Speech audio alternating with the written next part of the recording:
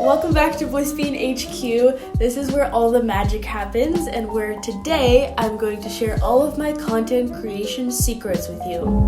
I got my first Instagram account in 7th grade. I was very much a stickler for rules, so even though my parents could not have cared less, I waited until I was 13 to get that account. I would not have thought back then posting knitting projects and rainbow loom bracelets that Instagram would one day literally become part of my job and that I would care so much about it. So first up, let's start with why and how Instagram was like the backbone of my photography business. When I started senior portrait photography, making an Instagram was pretty much a no-brainer because number one, it's image-based, and that was what I did. And second, pretty much all of my audience, which was high school age students, were on there. So one of the very first things I did was I went through and I tried to follow pretty much everyone at our school, hoping that they would follow me back. And then the second thing I did was I started posting my photos very consistently. Obviously, I had lots of photos, but going through the archives every single day to find one to post on Instagram was not the best way to do it. So what I did was after I finished a set of photos,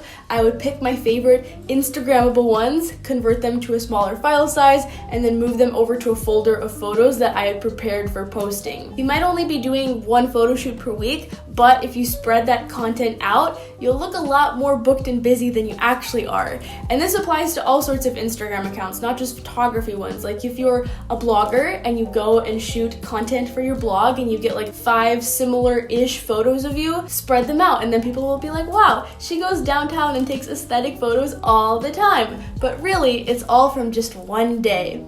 But to create that illusion of like an effortless and spontaneous Instagram actually takes a lot of planning and preparation. So thank you so much to Later for sponsoring this video. Later is a tool that will make all of this pretty tedious planning and scheduling stuff very seamless, very easy, very breezy. You create your profile based on what it is that you do on Instagram and what your goals are. You can upload all of the media that you've set aside as Instagram content so it's in one place and visualize how it'll look in your feed, and then use your calendar to easily schedule it and prepare the caption and the hashtags, all that stuff. You can either set it to auto-publish at a specific date or time, or ask it to send you a notification.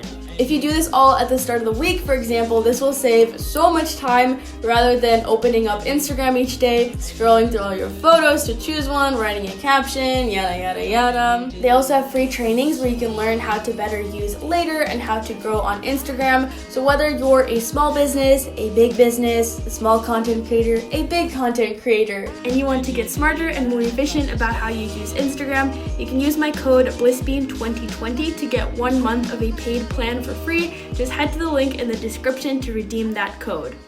Alright, so let's move on to how I use Instagram for my blog these days. I'm a planner, if you haven't noticed. I plan out all of my posts, captions, photos, etc. mostly in advance unless I'm like traveling or something. Otherwise, there's honestly very little spontaneity when it comes to Instagram for me. But I think that allows me to be more creative because I can really take my time with taking nice photos and choosing my words carefully and just like crafting my overall strategy and presence on Instagram. I have a video on how I plan content across my entire blog, and that's how I plan stuff for Instagram as well. Having one master calendar really helps me to visualize like, okay, I have a journaling video going up this week, so next week I should do a journaling challenge on Instagram. There's a newsletter on Monday, so I should mention the challenge there. There's a podcast episode on Wednesday, so I can record a couple of snippets and spread them out throughout the week. Writing captions. My captions are really not that clever, so I don't have much advice on that. I write what I have to say. I try not to let it get too long, and I do try to let my personality infuse into it a little bit. I try to use some emojis and some Gen Z speak to relate to my audience, I guess. Lately, I have been trying to incorporate some calls to action, so CTAs, there's some marketing speak for you. Check out the link in my bio. Comment this emoji if blank, or asking people a question. For hashtags, I have my own little list of hashtags that I've compiled over the years pretty much. Like anytime I would post anything that kind of belonged to a different category, I would go online and see what the popular hashtags were for that. But if you don't want to do that work that I did, Later also generates automatic hashtags to make it easier for you. When it comes to shooting photos, unless it's like a travel photo or a Look at me, I have friends and occasionally go out with them and ask them to take photos of me. Photo. I will have little photo taking sessions where I create a bunch of content all in one go. I look at my content calendar and see, okay, what's coming up, what can I shoot today, and then make a list of those photos on a notepad and just scribble down some ideas for locations, props, posing, lighting, etc. I do try to set aside plenty of time for taking photos because if I feel rushed while I'm shooting, I get stressed, the photos turn out terrible, I feel terrible, everything is terrible. For cameras, I used to use a mix of my phone and my cameras, but now I'm actually a really big fan of just the iPhone look. I do feel like it's trending a little bit, which is very convenient for me as a content creator because I would so much rather use this than my big DSLR camera that I'm filming on right now, so I can't show you. HDR mode on the iPhone is amazing. I have an iPhone 8 and I absolutely love the photos that I get on it. So I would definitely say like having super expensive camera equipment is not a requirement for getting good content. I generally use natural lighting for my photos, but I also like to experiment. So using the flash can create some really cool effects. And then I also recently got Philips Hue bulb, so sometimes I'll play with lighting my photos with different colors. I think I've gotten better at taking photos of myself. I'm still extremely awkward when other people take photos of me. Usually if I need someone to help me, I'll ask my brother because he is always around. I trust his camera skills and I feel pretty comfortable around him, but he does complain the most about having to help me. So after I shoot a batch of photos, I usually edit them all together as well to save some time.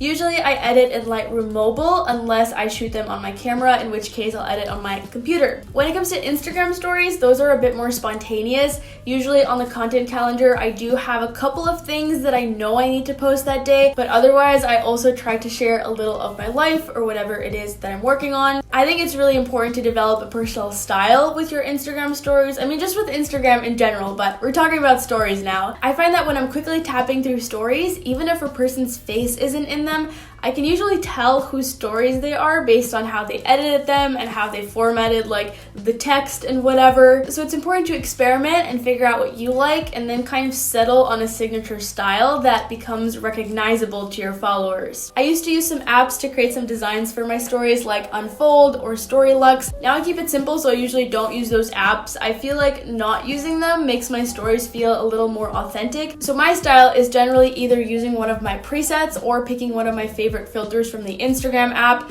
For text, I always use this typewriter font. I'll pick a color from the photo to highlight behind it, or just use the automatic highlighting, and then sometimes I'll add a little glitter or a little flourish or something like that.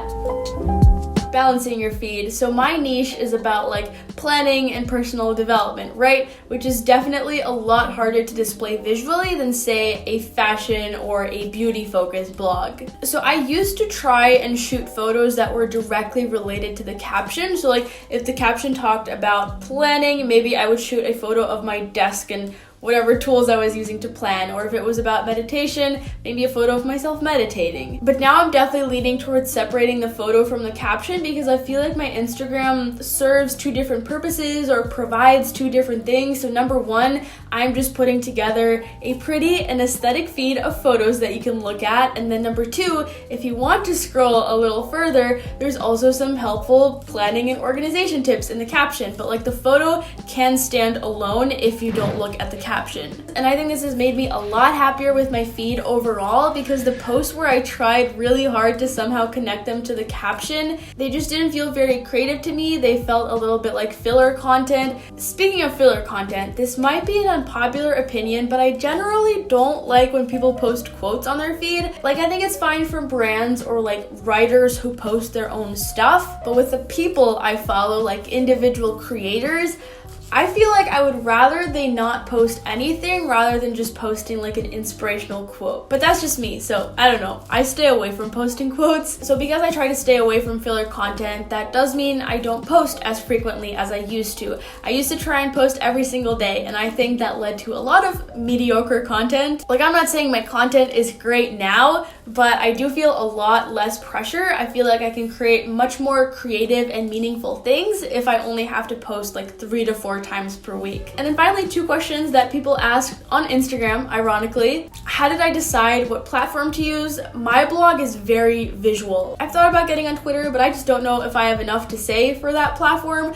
I do have a lot of photos that I want to share though. Instagram is also just where I feel most comfortable, and I think a lot of my audience is on Instagram, so it made sense. And then of course a lot of people asked about how to grow on Instagram. I really wish I could give more helpful advice, but like getting to the first 1,000 Instagram followers for me was so difficult. I don't think my Instagram really started seriously growing until I started my YouTube channel. So maybe one thing to look at is like, are you on the right platform? Because I think if I just stuck to Instagram and like text-based blog posts, I don't think things would have grown. YouTube was an avenue where I saw a lot of potential, and so once I took advantage of that, then Instagram kind of naturally grew as well. I also think, I don't have data to back this up, but I think audience engagement is pretty important. So like doing challenges, or sometimes I will post a question sticker on my stories, like what's something you accomplished today? And then I'll share a bunch of those and just try and make it feel like we're all in this together and like contributing to the Bliss Bean together. I don't know if that contributes to growth, but I do think it creates a better experience for the people that do follow you and encourages them to stick around. So thank you for sticking around on my channel and watching this video. Best of luck to all you Instagram creators out there. We're all in this together. I'll see you next week.